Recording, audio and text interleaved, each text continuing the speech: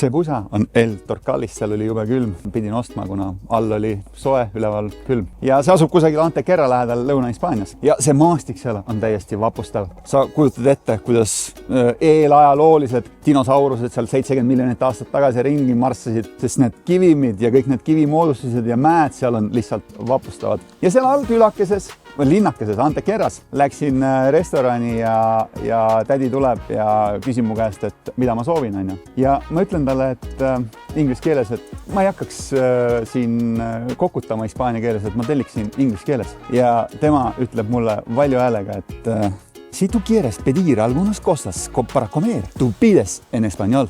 Esta no es puta Inglaterra, es Hispaania! Ja kõik ümberringi vaatavad, mis toimub, et see tädi lihtsalt sõimab turistil näo täis.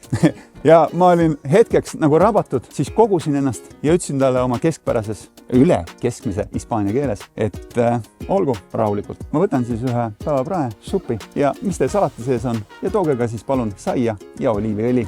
Ja kõikide pilgud ja kulmud olid nii kõrgel ja ma ütlen, et see viimased 2,5 aastat, mis ma olen iga päev panustanud pool tundi hispaania keele õppimisse, tasus ennast kuhjaga ära. See oli super magus. Õpi keeli ja mine õue.